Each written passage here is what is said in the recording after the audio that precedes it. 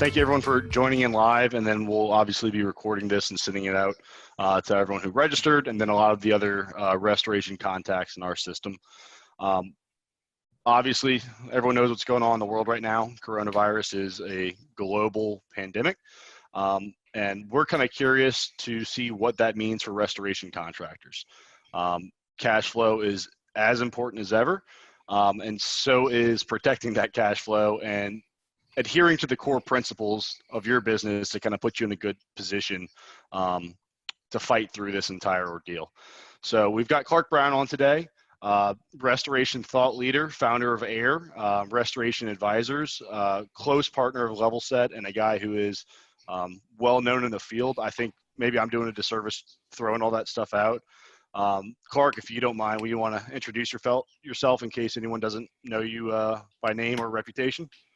No, I like what you said. You said it a lot better than I usually say it, but no, I am just I find myself in a position where I like to be a lot of places a lot of time and help a lot of people on a large scale. So I'm was a contractor in the commercial large loss world for a very, very long time. Mostly commercial on floods, fires, earthquakes, tornadoes, etc. And then I just became more of a risk manager for people, helping them just get back in business. And the travel just got to be insane over the especially years where we had lots of storms. And I started Restoration Advisors, my company, and I'm literally just an advisor and a coach to companies that do that kind of work. So there's certainly a lot of information and just trying to flatten the curve of knowledge, if you will, if I can steal the flatten the curve. But there's a curve of learning, there's a cost to learning. And if we can just cut a few dollars and a few years off of that for some people and see it do, and plus it just helps our industry raise the bar. So those are the things I do. And yes, I'm a great partnership with Levelset, and a lot of my clients and colleagues have turned around their collections and even their stance of trust with their customers with using Levelset. That's awesome. Yeah, no, you're absolutely one of the experts that we like to rely on and lean to when we're looking for more insight into whatever industry or vertical that we're going to be working with. So right here, I've got a quick slide with just our contact information to where we're going to run through a lot of stuff today. If you have additional questions, more than welcome to follow up with any of us. We're available and we're ready to talk. So throwing it up now, I'll wrap it up with that as well. So real quick, we have a few topics that we're really going to focus on today. Tips for protecting payments throughout or avoiding disputes as a whole. That's important. Like if this is a world without coronavirus, it's extra important now. We'll talk about why. We're going to talk about why chasing COVID-19 disinfection jobs can leave you liable to a gluttony of different surprises that you do not want to be dealing with. And then of course, some best practices to keep your core business running strong to where you can motor through the fallout that's, going to impact the entire country. And then we're going to wrap it up with a Q&A to where you guys submit whatever's on your mind. We're going to talk about it and get some answers from Klark. So let's start off with that first topic. This is something I know that we've discussed. I think it's fairly, I would say, certain, but when there's a lot of uncertainty, property owners are going to be receiving checks to where, hey, $40,000 cash made out to them. You have just done work on a large loss or a residential loss. We're feeling that they're going to be holding those checks more often than they normally would, which is already a threat. Klark, what have you been hearing from the guys that you work with and the folks in the field? Very same thing. And I think the word that we need to go back to every time is uncertainty. That's uncertainty on when this will end, uncertainty on what the government's ability to help these small businesses or the stimulus checks are. And we're finding there's still some uncertainty on some of these policy language on what's covered and what's not. So again, it's paralysis analysis. When people aren't sure, we tend to freeze until we get more information. And so we're seeing that a lot with our claims and really having to up our game with onboarding our customer and set some expectations and things like that. But some of them, they just say, we just don't know. And I'd rather know that on the front side than the back side. Mm-hmm. Can you tell me a little bit more about onboarding the customer? Because I feel like that's going to align with what we try and help restorers do. I think it's the second best thing you can do. The first thing you can do is set up your mission and vision for your company so that your customer, before they even maybe find you, they see somewhere either written on your website or they've heard from your friends what you stand for. Then you match that with an ability for your front line, your middle line, everyone in your company succinctly has an approach to the customer to provide information that's going to remove as many question marks that they have. We don't know if this is the first time or a third time a customer has ever been through anything like this. Making assumptions is always a very risky thing. So onboarding your customer and telling them what it's going to look like, smell like, how long this will take, what they may actually encounter with that specific carrier that they're dealing with, because we all know characteristics and traits of certain carriers or even regionally what happens. So if we help them and guide them through the claims process as the expert that they hired and not just another contractor, and certainly not a servant of the carrier who's holding the check first, and put the customer first, but onboard them with the end in mind, meaning at the end of this thing, I need them on my team. When it comes time that check is really slow to come here, you want them making that call with you to the carrier because their voice carries a lot more weight than yours. So I teach on this an awful lot.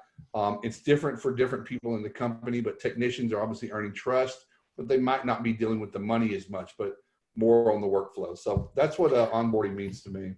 Klark, I have a question for you and for the audience. My name is Lien. I'm an account executive at Levelset. I've had the pleasure of working with a lot of restoration companies here. Klark, what are some of those methods? What do they look like, those onboarding methods? Like, we send notices, we send correspondence, emails, make it really easy for companies to do so. What are some of the methods that you've seen work for companies to get that message across? Well, so our industry is divided into small companies and medium, and sometimes that's even mental. They think that they're too small to have big company processes. But I will tell you, if a company will adopt some measures, just like what you do, if they send, like the minute they set an appointment with the customer, they hang up contact, if they will send over a bio and even an image of the people that are coming to their house, there's immediately recognition of this is real. These other things that I'm worried about, is this guy going to be 7 foot tall and this big, or is he going to be real small? That's if you put yourself in a customer's point, that's probably my first thing for any company is stop being a contractor and become a customer while you design these. And how do you like to be treated? We all have this, Chick-fil-A, and you've got places that have great consistency in service. That's what you want to create. But so obviously some upfront, and then doing exactly what you say, and then having, maybe an owner or a senior manager call hours later, just saying, hey, this is so-and-so. I understand my team was out there. Because sometimes the customer will tell the owner or a general manager something different. So just those kinds of steps just continue to stack the features on there for the customer. But it can be both digital and just in actions. And honestly, keeping your truck clean. Listen, if your truck and your equipment and your tires clean, that's part of your onboarding process. It's a very subliminal thing, but it tells the customer you care enough about yourself and your own stuff. So you're probably going to have a better chance of being, taking care of their things. Yeah, I like that. That's a good point. I haven't really thought about that before, and especially now with everything that's going on, you need everything to be clean. Exactly. We're going to need. Speaking specifically about COVID, it's sending the customer and my clients, and probably most people in this industry are starting to do this. Send them a good breakdown of what your processes for disinfection are, what your PPE is going to be in every case, how you're protecting each other. Sending that beforehand, setting them at ease that you're not going to crowd and space them. There's some of your processes that might be different during this time, but those are very specific to today's culture. Yeah, I think we have a slide. We're going to dive into that more specifically about COVID, I think, here in a little bit. But there's something that you talked about just now, Klark, where you were saying setting the right expectations. So if people don't know much about Levelset, we help contractors with their lien rights. This isn't supposed to be about using Levelset to do it. This is the process that contractors should be doing regardless with their lien rights, the given rights that they have to get paid. So I'm going to kind of walk through our version of what setting those right expectations are and, having actionable next steps. And then if you two want to chime in, like as I walk through that, I'm all ears. So right here, at the bottom, we've got one of our guys, Brian Doherty, one of Klark's guys that he works closely with, a member of AIR. He uses the same exact process, and we've really learned from him about setting those right expectations with customers to where we can avoid situations where the property owner is holding the check because they understand the consequences involved. But it's also because you've, like Klark said, stacked the right things on top of each other. It's about extending an olive branch and building the brand throughout, not just threatening a lien on somebody. So up front, hey, we're starting a job, we sign work authorization. Let's say it's a quick job, it's just water mitigation, it's not like a huge reconstruction project. As soon as we wrap, we're going to want to send a notice that's acting as a friendly reminder, kind of saying, hey, heads up, we appreciate that you chose us to do this work. Wanted to give you the notification that, XYZ state that we're working in, they have a lien deadline of 90 days. No poor reflection on you. Basically, we just need to get paid in time or else the state has us file a lien. To where when it's phrased like that, it's not about threatening the customer. It's about educating them on a world that they're not normally in. So it's still building that brand of they hired an expert here, and communicating with them, hey, how smooth can we make this to where we get the check faster, the faster we're out of your hair, and it's back to life as normal for you. So we want to get that to the customer, set the right expectations with them, and then also send it to carriers, adjusters, to where they understand if they're the cause of a delay with the check, the customer is not going to be mad at you guys. They're going to be mad at the carrier for waiting to release a $15,000 check and potentially lose $1 million policy. So that's a huge aspect of it, is setting the right expectations with the right message, with the right expertise. From there, following up at a certain given time. A lot of guys, let's say net terms of 30 days.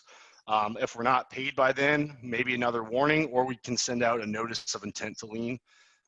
This is basically going to escalate the situation, let them know that, hey, we obviously know the next step, and it's threatening that a lien will be filed against the property in 10 days, 15 days, according to the state statutes for the state that you're working in.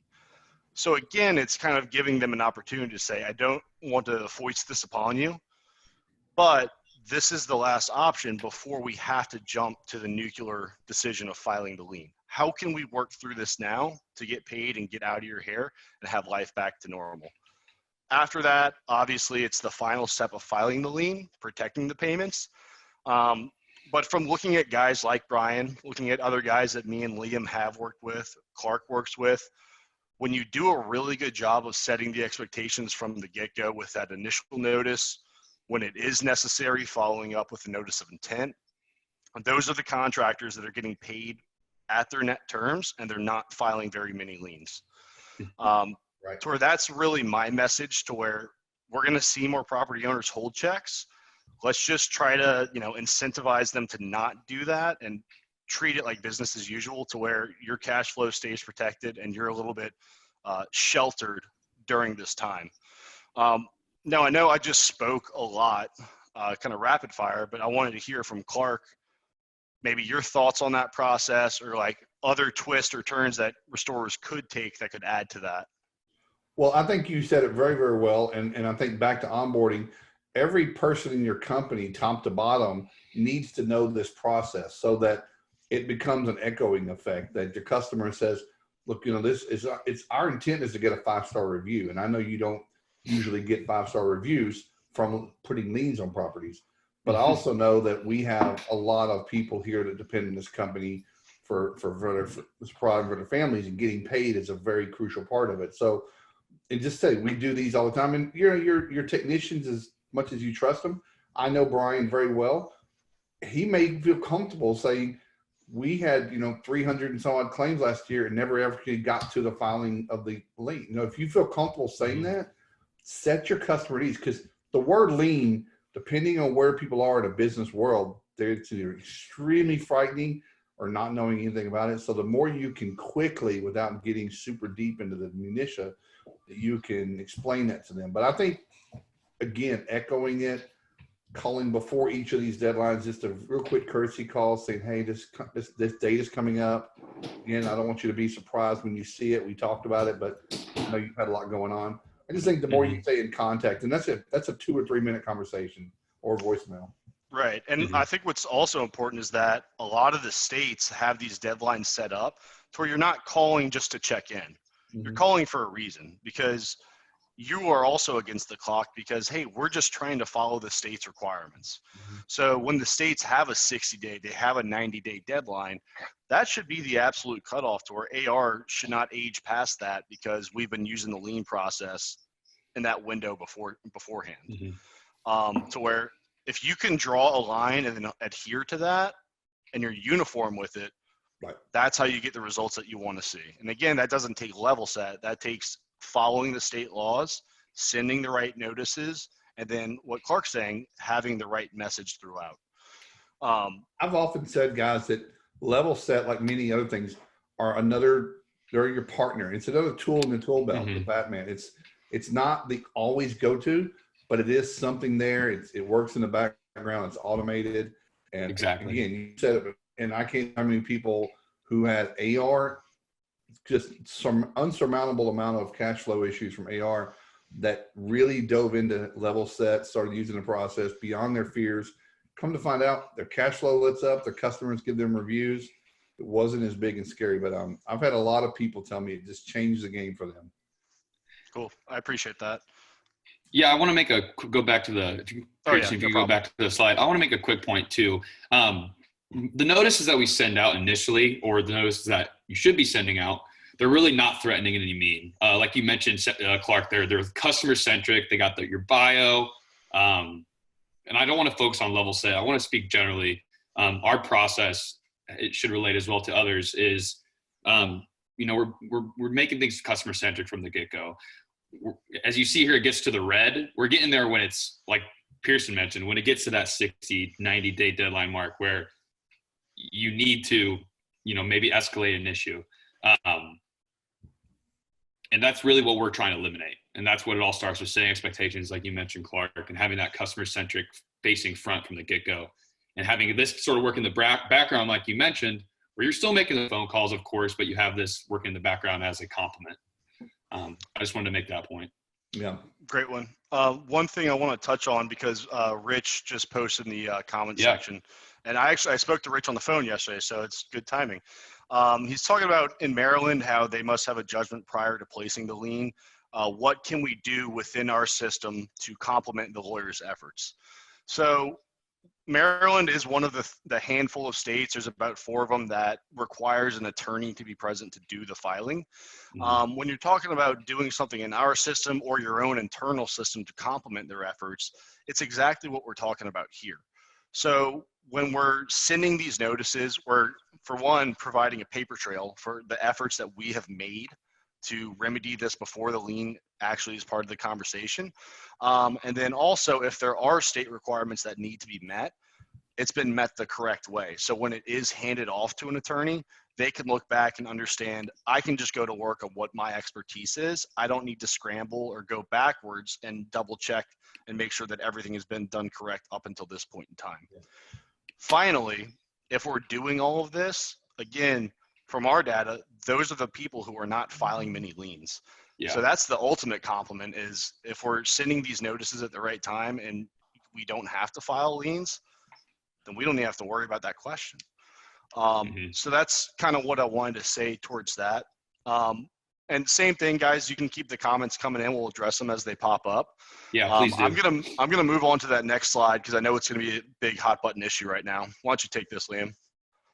Yeah, Klark, we spoke about this a little bit. I know you're gonna have the most to say about this, as you have the most experience within this group.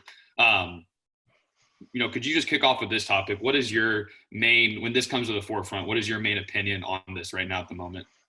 This is certainly one that I actually did an all-day webinar yesterday for the RIA, which is the Restoration Industry Association. They're a 75-year-old trade association.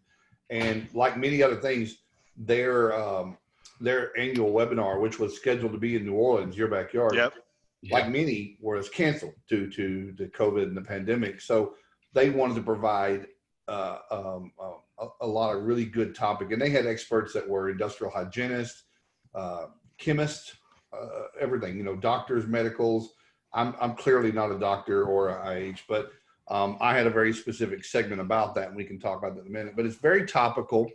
I started out when this thing first started happening, that if you were, first off, you have to remember that many small businesses are going to be very emotionally reactive to, my business is going to be shut down. What's a new opportunity to avoid that? Which is a great thing. That comes from our heart. I don't want to lay anybody off. I want to make sure that everybody has a job when they come back and their families are fed. So this looked like on the surface that this was a great opportunity for everyone to chase. But I would tell you that if you have to ask if you're qualified to do it, you're probably not. Meaning, what certifications do I need that are different than what I do daily to do this kind of work? That information has been flooding the market, so it's coming out. So generally, there are some certifications that I would say restoration contractors should be pursuing. They are the ICRA, the ICRA, some people call it, and that's Infection Control Risk Assessment. There's such a thing by OSHA called the HAZWOPER 40. You should, in this downtime, it's great to get your staff to get their HAZWOPER OSHA, which is a lot, again, about donning and doffing and the right protection with your PPE. The CDC and the WHO have done a really good job of publishing the approved chemicals. The EPA list in, they call it in for Nancy, the right chemicals. So, and then it comes back to it, and I'll bring this all back, but the other big thing is the terminology and what people advertise, that what you are doing, what you can, what you should. You shouldn't be advertising you're doing anything that you can't prove. And the word and the terms, we will come in and kill COVID-19 is not something you should be doing. It might happen. It might, but in a lot of cases, we don't even know if it's present in a place. So all these kind of formulate that. So I will kind of simplify, bring it back. There will be a large number of commercial properties for sure, and then residences. A residential homeowner can clean their own home with bleach and water. Things matter, like, is there a confirmed case there? Is there been exposure? Has there not? The CDC has said if there's not exposure at a property, don't spend the money and the time and the energy and the social gathering to clean a space that might not be posing a threat. But there are going to be a large quantity of just whatever shut down. Businesses are going to want to have a level of compliance saying that we can bring our staff back in and we're relatively safe. There are some considerations on your extra insurance you might need. You might need more liability in pollution policies, much like mold remediation requires pollution policy to cover for those things. Your regular policy might have exclusions for this. Those are things you need to talk to your broker about, saying, if I were to pursue this kind of work, how am I positioned in coverage? So those are some of the things, but why chasing it can leave you liable. We are in this industry watching maybe pressure washers, pest control companies going out, spraying really who knows what, making claims that we will kill and leave and make this place safe for 3 months. Those aren't true statements because there's no testing to back that up. And also they don't know how to price that, and it's just hurting everything. But what it's doing is it's causing more addition to the bad information that's being and confusion of information. But it can be done the right way. But there's a lot of information, like at the RIA and with the airrestore.org. Come there and post your questions if you want to. But get the right information. But if you aren't sure, I would recommend you kind of let this one go by for now. And then last thing I would add to that, and you guys probably heard me say this before, we're running into a real issue with supply chain. So the proper PPE and the protection gear that we need to wear to do this work, it's becoming very hard to get your hands on. And what this might do is, if you're going to pursue these types of jobs, it might make it difficult for you to perform the kinds of work that you normally would, which are your general, your fire, your water, and things like that. So all these things become more of a strategic thing. Is am I actually gaining anything, or am I actually putting myself in a bigger risk category? Mm-hmm. Great point. Clark, I have a question. You mentioned commercial jobs sort of coming up about increasing. For a contractor that's traditionally doing residential restoration work, what are some ways they can successfully pivot and attract those commercial gigs or methods? I'm just curious myself. Well, first thing, I think that any restoration contractor that's going to be doing this work needs to create and write and publish a protocol. People believe and trust in things that they can see tangibly. Like if you spell out the steps of this is what my company is doing to protect ourselves and our equipment and our trucks and our vehicles and how we're protecting our clients. If you have a written protocol on what this will look like, how long it will take, much like setting the expectation again, then they can pursue, because there's going to be far more properties than there are contractors. It's going to be one of those things where if the right people can put themselves in a position where doing the right work, there's going to be a lot of good need and work for a lot of people. But one of those is just publishing what you do right. And then everyone in their property, I get this question, how do I get commercial work? Well, we pass commercial buildings all day, every day. And if they don't know you exist, change that. Drop in, give them your card, take 5 minutes, buy your lunch for your team from that restaurant, and then talk to the manager and say, hey, by the way, you ever have a flood or a fire in here? This is what we do. We eat here every day. People love to shop local and small businesses. And I often hear about people saying, I don't get any commercial work. And I said, but do you ever pursue it? Do you ever talk to commercial properties? You go into the bank and you leave them your money. Have you ever mentioned to them, hey, by the way? And in those places, that stuff happens every day. So does that answer your question? Yeah. Thank you. Appreciate that. Pearson, one other thing I want to talk about before we move on to the next topic is, so you talked about, all right, maybe talking with your insurance broker, seeing what covers you, the PPE you have, having the right certifications. Those are all steps that might qualify you to actually go after this work. Mm-hmm. Let's say you meet all three of those. Are you still going to run into other pitfalls that we're maybe not seeing right now? Or you think that's like a good checklist to start off with? I think it's good. I think there's still a lot that we don't know. Again, you're going to continue.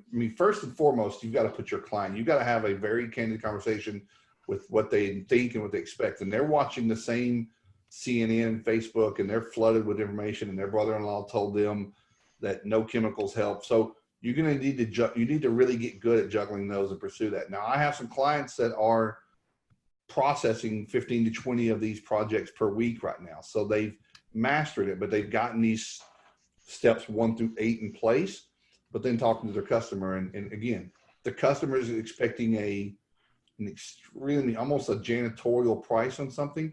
Well, your overhead and your cost to do business might prohibit you from being able to be that cheap, that low. So I think the step is make contact with customers and then have a sit down and say, this is what we're going to do.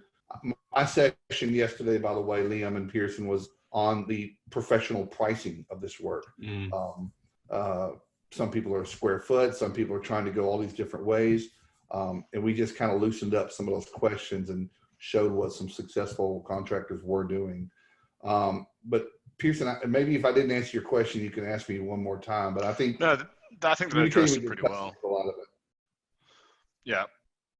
This is also probably going to be a cash job for a lot of people. Again, a lot of people's business insurance isn't going to cover a pandemic. I've already seen a lot of policies that have exclusions for pandemics. And of course, that's been in the news as well. And that goes back to policy language, which they need to be talking to their insurance representatives very specifically about that. But this might be a cash job, and that might change how you approach this thing. Okay. Because with that being said, sorry, I'm talking over you. It's not an additional question. Look, we do it again. Klark. Liam, go ahead, Liam. Just with what you said, with jobs being more cash jobs coming about, do you see that posing a risk for payment issues potentially? I think you're more of a risk for payment. I think it needs to be COD at that point. I think you need to be an agreement, but possibly credit card on file, possibly half the money up front, and then an agreement that at completion, as you walk through and show the customer what you've done, you're expecting to get that done there. But I would certainly say in those situations, and what I've seen, there's some cash up front and, not, again, no reason to wait 60 days if there's no insurance stall. Beautiful. Let's kick on to the last topic we have here. You go ahead. Yeah. So last step, like obviously we've talked about, hey, we're going to see a rise in property owners holding checks. How are we going to avoid that?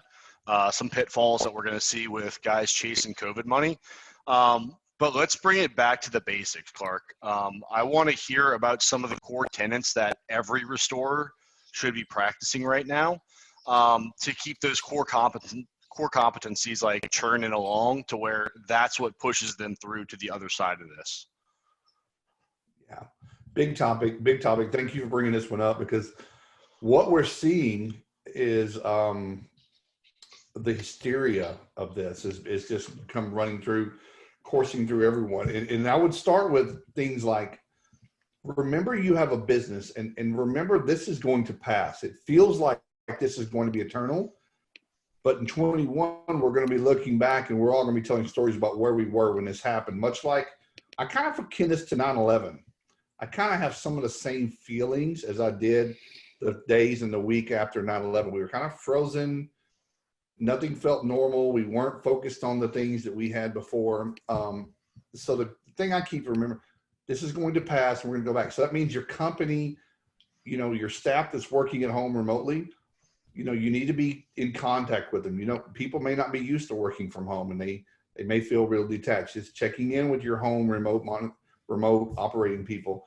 I'm watching a lot of people turn off their advertising and marketing for their core competencies, like you mentioned, and focusing on only COVID. Like, I'm watching advertisements flood social media about this is what we are doing.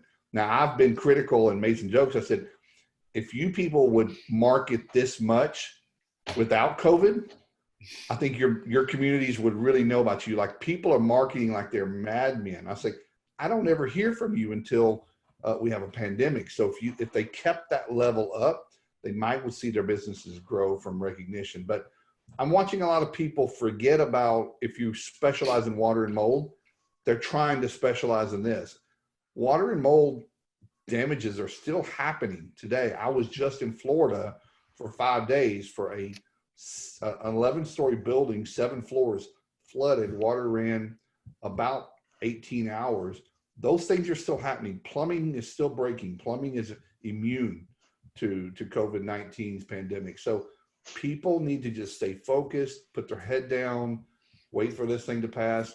If they want to pursue some COVID, it needs to be a small branch of their company, but they need to keep their eye on this, because what's happening, and I'll turn the mic over, those in a market that are doing what I'm saying and keeping their eyes on it are monopolizing because others have shut down and they're not showing themselves as being present. So if contractor A in a market sits still and just keeps moving forward in markets that he does water and fire and mold, those that aren't and they're focusing on something else, those customers are finding the guy that's marketing and he's taking them all. I'm watching it daily, and those people may not ever come back. They may stay with this new brand. So I would say just keep your head about you, emotionally draw it back in. Remember that you're the leader of your company. And if you had a goal, keep that goal straight in front of you and don't let this take you off of it.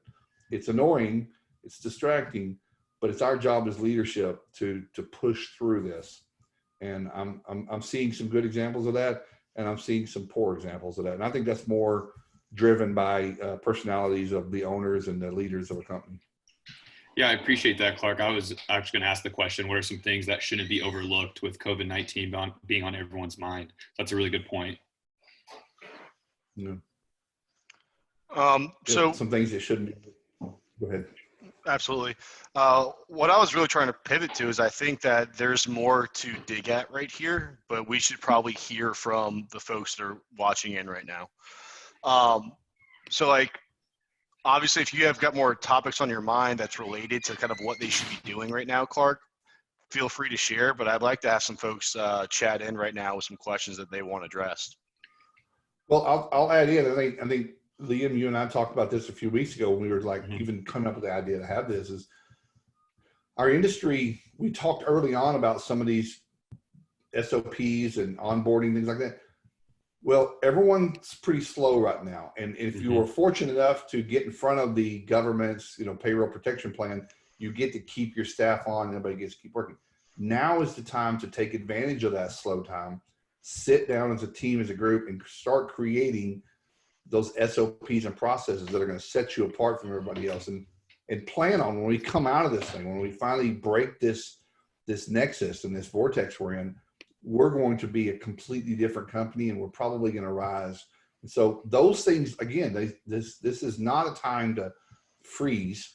This is a time to dig in, let the things happen around us, social distance as you need to, everybody being in the warehouse, everybody staying 5 feet apart. But we can create systems on the stuff that we do over and over and over that we just always kind of slightly don't do the same way. And then customers realize it and they're like, well, you're not real consistent. So I think now is one of the things that I'm very passionate about, building repeatable, consistent, concise systems so that every time you can, you're doing the same thing and everybody knows where to pick up where the other left off. Yeah, you also mentioned too when we spoke is having resources out there conveying that you're still open, making sure that people know that you're an essential service. Of course, and that comes from, you can be community service. You can be taking some of your supplies to the hospital. You can be delivering. We've got a chapter, guys, in eastern Idaho, of all places, Idaho Falls, which is on the border of Wyoming and Idaho, which air all the business development men and women that are part of that chapter, which are about 18 companies and about 32 people. They have formed what's called Air Angels, and they've reached out to all these Meals on Wheels and all these other things that have seen fewer people that are volunteers. They're stepping in and filling the places of volunteers of providing meals to nursing homes and to people, living in a home that are used to Meals on Wheels. But the drivers and the volunteers are the elderly, and they're more susceptible. So doing something like that in your market, and then also on the side of your vehicle, we're still open, we're out running the streets, we're still present and top of mind, and we're still, we're an essential business. And, again, a lot of people did start putting up, the essential on their website. I'm deemed an essential business, which is, some people say, well, we weren't sure if you were open or not. So I'm glad you are. Great. Good point. Yeah. Make sure that SEO is picking that up if it's on your website. Yeah. Because I think we did a good job with that question just now. Maybe one other piece to add. If there's anything to add to it, let's talk about it. But if not, we can skip it. But that's amazing guerrilla marketing. Getting out in the community, making a difference, making a name for yourself. You talked about trying to find commercial jobs. Hey, stop by at the bank, have conversations with them. It's a little disrupted to be able to do that like you normally would be. You just gave a great example, but outside of that, what kind of marketing should restorers be focusing on right now to maybe get the best bang for their buck when they can't do the traditional sources of walking into a business and seeing what's going on, Well, I think phones and emails still work. And I think I would say, I appreciate the distraction from having let's contact your insurance agent or whatever marketing resource referral partner and ask them how they're doing in this. Start asking those questions and saying, how are you, if you have a plumbing partner, ask, how's this affecting your business? And this is what, and share with them, tell them this is what we're doing to cope and cope and make it through this. Maybe this is something that your plumbing house could do. And maybe you just give them a completely different way to look at things. And they're going to remember this when this thing starts to really bent back up. So again, I've always been a person, if you help others succeed, you will succeed. And that works and works and works every single time. And those that rise to the top in the market are usually those that are looked at as giving before they're taking. So certainly efforts like community service, go get some groceries for people, whatever you need to do should be supplement. Just find, every community is different. Everybody has a different demographic. So you kind of should know big cities are different than smaller. But I think if you're practicing, you're driving around practicing social distancing and you've got your mask on and say, you know, we're going to come by, we're going to leave it at your door. We won't see you. We'll wipe it off before we do whatever. But there's definitely ways to get creative, but it takes you stop thinking about COVID and thinking about ways that you can help people that are dealing with it. Great. Great. I'm going to kick it over to this last slide as we kind of wind this down. Again, I'm going to throw out a beacon, try and see if we can have some questions thrown into the chat. And we'll have Klark or Lien or myself cover, you know, whatever you guys want to talk about. How many people are watching?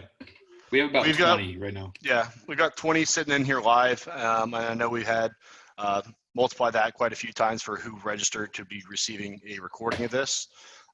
So I would assume that more folks will be hitting us up with questions maybe later this afternoon or next week after they've received the recording too. Yeah, and everyone, you should be able to see a little Q&A icon within the Zoom thing. You can post a question there, or feel free just to throw it in the chat, whatever works for anyone. Yeah, but if we prompt some people, maybe anyone that's watching that might be, now listen, this applies to roofers and any contractor, but if anyone has a success story and has found a niche or something that's really working well for them, or I've heard of some people that raise money for the fire department and now all of a sudden they're cleaning the firehouses. So if anybody has something unique that can be shared with possibly hundreds later, that would be great.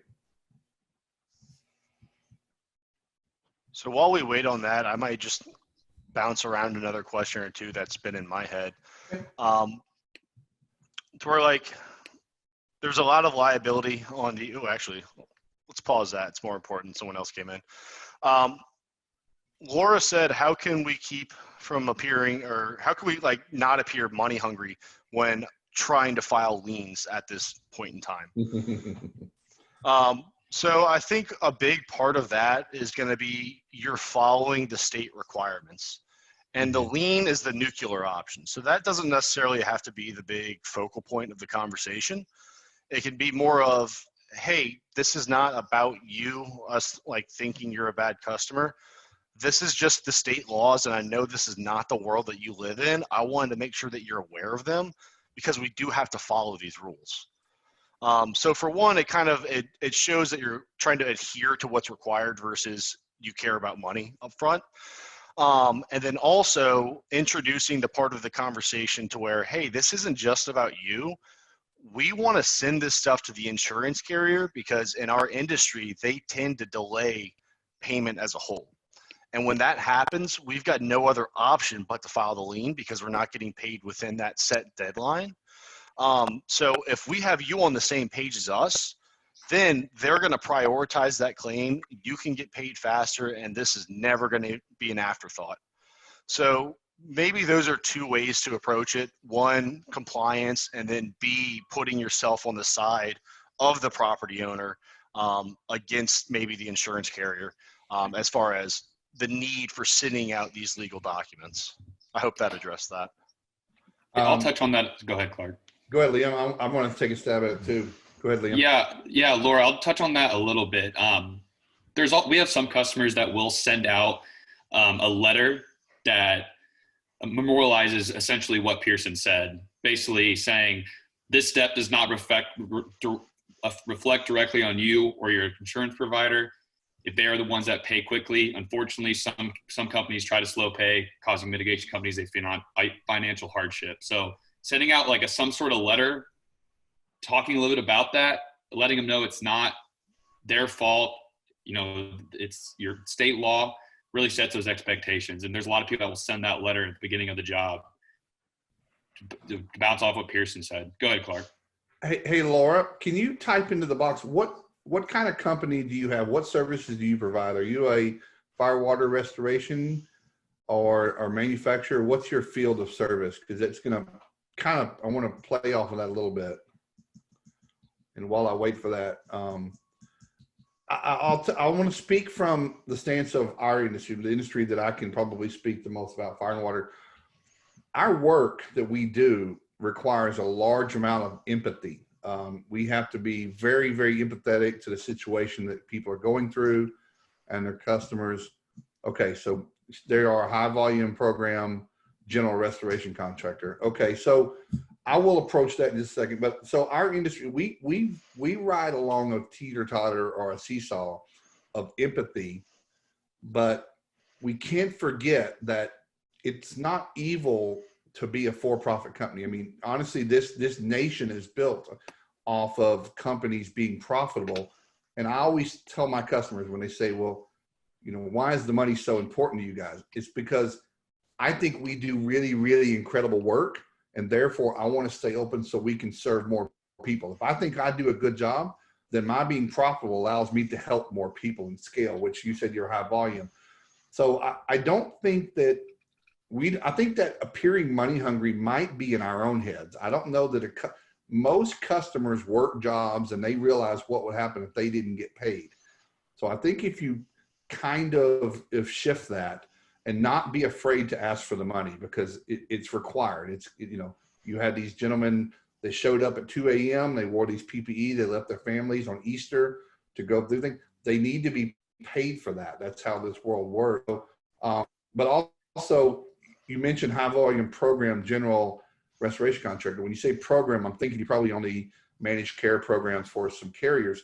Well, I'm a big speaker in this industry about trying to become independent, which is why we started the Alliance of Independent Restorers. But that causes some confusion on who you work for. Do you work for the carrier? Do you work for the homeowner? Where you're still working for the homeowner and they're still ultimately responsible to pay you, although you may get a check directly from the insurance company. It causes you to get in a real confusing spot. But your practices with your lien process and everything you do still needs to be customer centric, because they are the one that incurred the loss. But asking for money and even using tools like Levelset shouldn't be viewed as money grabbing. They should be viewed as you're diligent, you're professional, and you want to have a professional firm like Levelset to do it the right way. Because what you don't want to do is file liens too early or miss your window and then expose your company to all the losses that might incur. I hope that helps answer that question a little bit.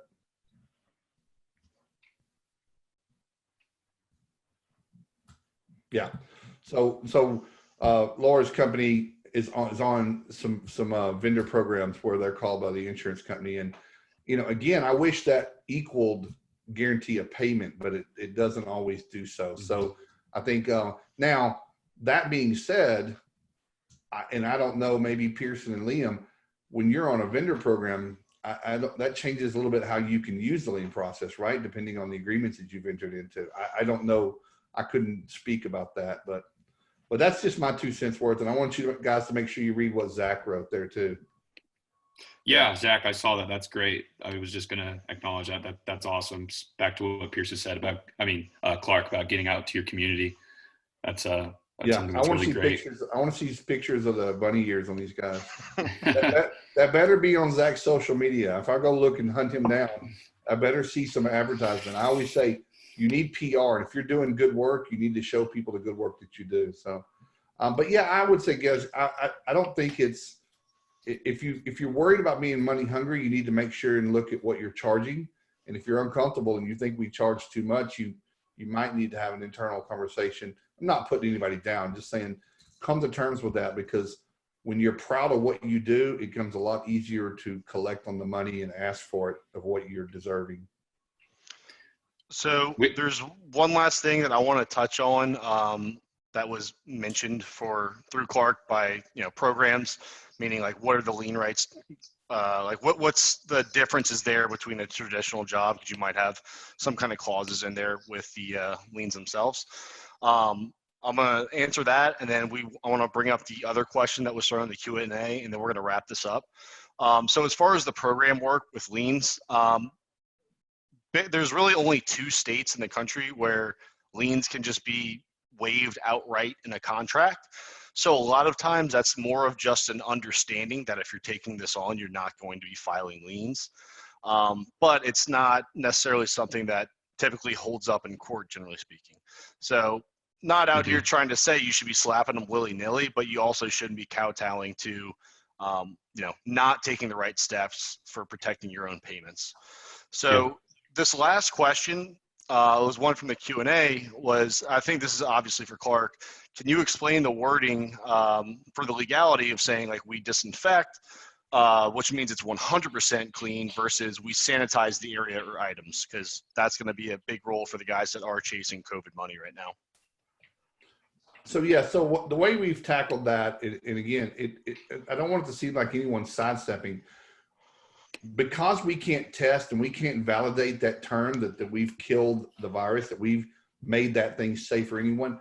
I will tell you this: if I clean a building, a home, or a commercial property the right way, and 5 minutes later or 2 minutes later, someone walks in that is actually positive for the COVID-19, and if they're not suited up, that building is once again potentially compromised, and I can't be responsible for that. So when you say disinfecting, I would normally say what we're saying is we will do a deep clean with a registered disinfectant. So we will remove the what's called the bioload or the biofilm, which is just any kind of bacteria-laden surfaces on high-touch areas.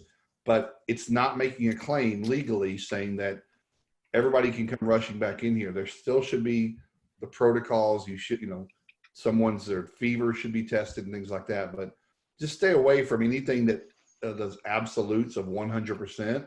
And if a customer demands you to give that, I would certainly step away and say, we just can't provide 100%, because you might have someone come in right behind us or something, but you are applying something that's cleaning a surface, but you don't know if that surface has a COVID spore cell on it or not. You're just cleaning all surfaces to make sure that there's nothing on it. So, and then hospitals don't claim that their facilities are 100% disinfected. They've been in food grade plants. They can't guarantee that. They can just guarantee that they cleaned it with the appropriate cleaning agent, and that at the moment that they cleaned it, it was clear. But there's just no real specific testing for COVID. There are other testing guys. And if James, I don't know if you use ATP. ATP meters are a bacteria swabbing system that you can measure. Again, it's just generally over bacteria and fungi, but not COVID specifically. So I hope that answers the question a little bit. But I just in final term, I would stay away from the 100% claims, the claim saying that we've disinfected this thing to where no one will get sick. Not even CDC recommends that you make that claim. Mm-hmm. Cool. So for now, I'm going to say that's a wrap. We covered a lot today. Obviously, we could go much more in depth with every topic, every fold of the discussion. So if anyone who did attend or gets the recording would like to talk with any of us after this about those topics, here's our contact information. We're available for this, and we're happy to help, because we know this is going to be a stressful time, not just for you guys, but for the world as a whole right now. So I'm going to go ahead and end the meeting, but again, feel free to reach out if you guys want more clarification or additional help. Is there any notes from you, Klark, before we sign out of here?